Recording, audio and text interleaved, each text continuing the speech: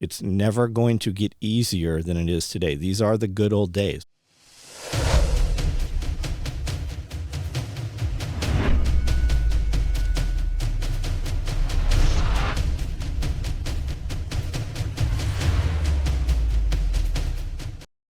Why do you need to own land? I don't know that you need to own land, but owning land, you move differently. And I don't mean owning real estate, owning property. I mean owning land. Having some place that you can develop how you want it developed. And you can develop with Mother Nature, or you can bend Mother Nature to your will. And that's all doable. It just costs money to have big equipment. When you have big equipment, you're able to do a lot of things. You can do it with little equipment. But when you bite the bullet and spend the money to get the big equipment, you can knock the tops off of mountains and fill the bottoms in and make level property and do what you want to do. You don't have to do that.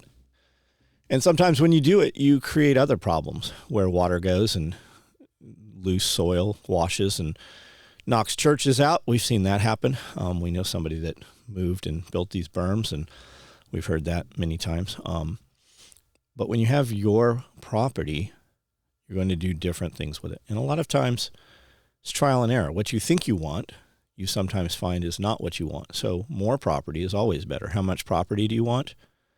Way more than you think you need.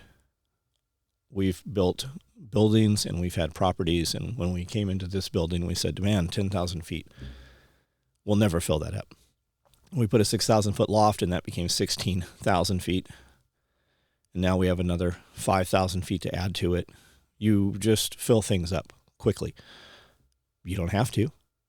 You also don't have to have one big building. You can have multiple small buildings. We live in a manner in this country where everything's a McMansion. And I'm not saying don't have a McMansion, but wouldn't it be nice to have a homestead with enough property that you could do whatever you wanted to do? If you chose to do that later, you were able to make enough money on your property to build that more modern place, or have a more modern place and then build a place that is not so modern. But the whole ownership of property is that you're going to treat it differently. If you lease or rent a place and you develop your life how you think you want it, and then something happens with that property owner and you're evicted from that property, what do you do then? Property only goes up in value. Even when you're terrible, you can lower the value of property, but it has a finite amount. That footprint of that property, short of poisoning it or something, is always going to have value. So when you develop a property that's not yours, you're adding value into that. And if you're pushed off of that property, if you spend 3 years or 5 years, if you look at 2019, property values were available and they were out there, and some, we said, oh, that property is expensive. It's way more expensive now. And a lot of people are waiting for the economy to collapse, and they think that the housing market rates are going to go down and all this stuff is going to happen. Maybe. But that cost of property, this property here, for instance, is never going to be lower than when I bought it 10 years ago. It's never going to be lower than when we built it out 7 years ago. And piece by piece, and a lot of it's through blood and sweat, not dollars, right? You can do everything with money, and that makes everything faster and easier typically. Or if you don't have money, you do it through calluses and scars and time and cold and wet and sweat and blood, and you develop that property. That property always goes up in value. And when it's your property, all that work that you did, it's for you and your future and your family and your future children. And you learn through that, and hopefully you can add to that, and you can expand on it, and you can keep building that. And it's all community. When you're young, you have your entire life ahead of you. And as you get older, you get smarter and you get stronger. But there's a point in the life where you hit that, and it starts to decrease at a certain age. We can extend that. We can expand that usable point in life. But ideally, you have somebody to carry that on, and you instill those values into your family and your future children and your grandchildren. And property just allows you to do that. You can move multiple generations onto one piece of property, and then you can keep those people close to you. And you can develop and lead through and guide through example. So if you have a piece of property and then you have children, the children grow up on that property, and you show them how to do the things that you know how to do, or you learn how to do them together. And then eventually those kids have children and they're able to also stay on the property. I'm not saying that everybody stay in the same house. You can build multiple homes, but we've been conditioned that you all need 2,000 square feet or 4,000 square feet or a swimming pool, whatever you need. Why not have one common area where everybody comes together to eat and recreate, and then have smaller cabins? Why do we not live in cabins where there's a bedroom and a smaller living facility, right? Why don't we have a bedroom area for each individual family or generation, and then come together into, or walk out across a deck or something into another building, which is the kitchen and the dining area, right? Why don't we do that? Well, a lot of it's about tax base, right? How many families can we put into a smaller amount, and what is the tax base, and how can we control them, right? When it's your property, they have less control over you. They don't want 10 acres of property sitting there with your family and your children and your grandchildren, right? They want to take that 10 acres of property and put 30, 40, 50 families into that place. That's why everything now is tall and skinny. They have convinced everybody that you don't need that much, while the people doing the convincing have everything, right? They have multiple houses that they never reside in. They go there occasionally. So when you have property, you have the ability to control your future. You have the ability to grow your food. You have the ability to do wholesome things that you want to do on your property. You could stay there. I spend a week, 2 weeks sometimes, and don't even leave this property. And then it dawns on me. I go outside and I'm like, where is my truck at? Where did I leave that at? That's what I want you to be able to do. And I would hope that that's the future. Even if you don't think that that's what you want, I want you to have the ability to do that. And when you figure out how to buy property, especially a younger person, and it's not to exclude older people. It's not too late yet for most of you. But when you can go and buy some property, or get some friends and buy some property together, and ideally you buy property, they buy property right next to you, right? So that there's never any confusion in the future, or you have it written up very well.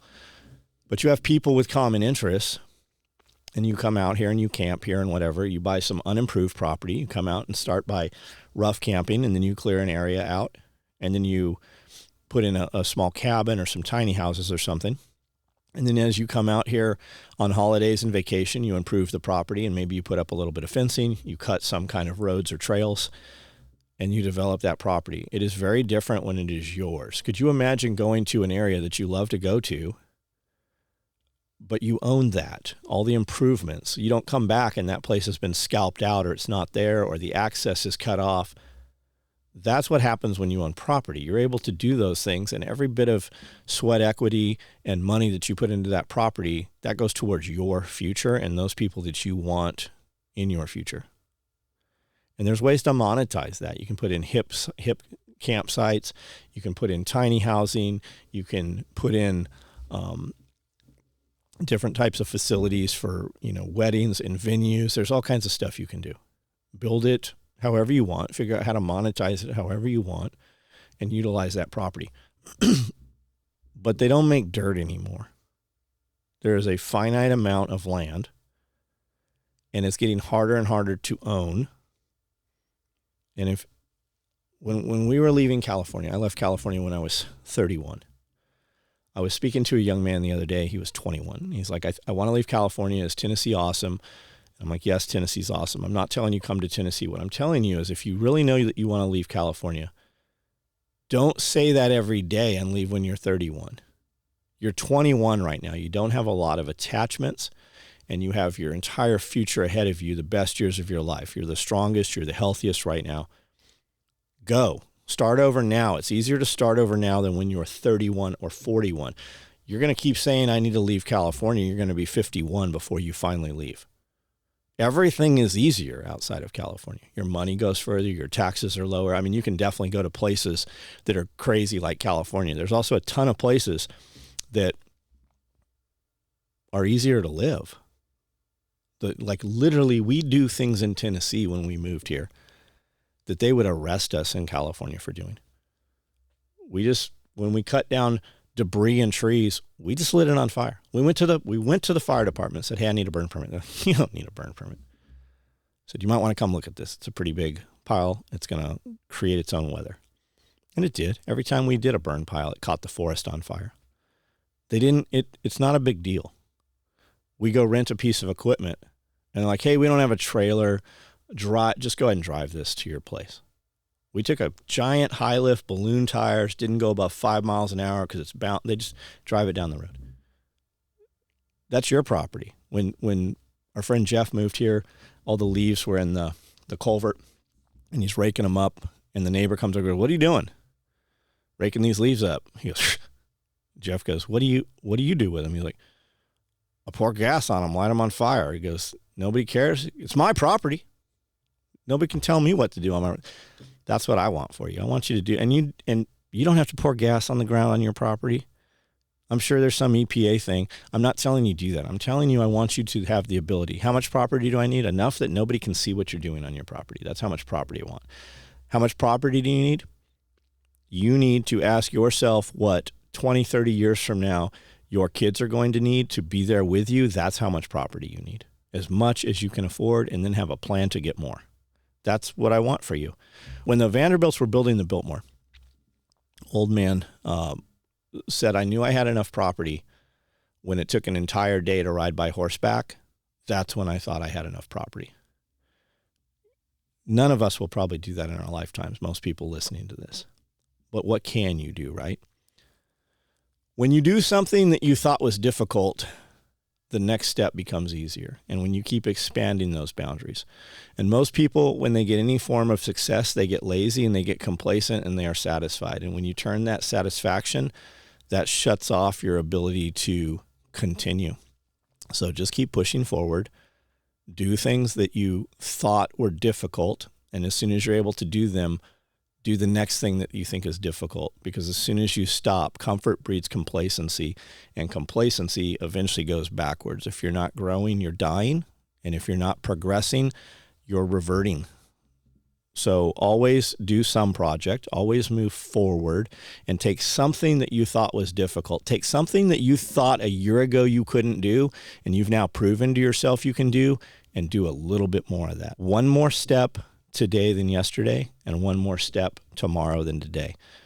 That's how you do it. You just keep going. So always progress. Figure out where you want to go, and get yourself some land. It's never going to get easier than it is today. These are the good old days. When we speak about how things used to be, that is your time in life right now. Things are not getting better until you take control of them. All of the crazy shit going on in the news. What do I think is going to happen in the 24 election? What do I think is going to happen with World War III? What do I think is going to happen during the next pandemic? When you own property and you have enough property where you can produce your food, much of that doesn't have any effect on you until you put yourself into that. When you insert yourself, generally through social media, if we turn the phone off, most people, if they didn't have to leave their property all the time or leave their town, if they lived rural, they didn't even know that there was a pandemic. They only knew because it was blasted in front of you over and over. And when you have property, you have the ability to care for yourself. And that's what I want for you. And we are going to give the winner of Homestead Apprentice a piece of property.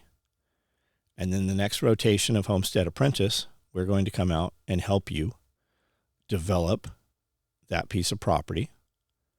And then we're going to give the winner of the second Homestead Apprentice a piece of property next to your property. And there's going to be common areas, and you're all going to work and have access to those common areas, and you are going to own a piece of your own property, and that's how you're going to start.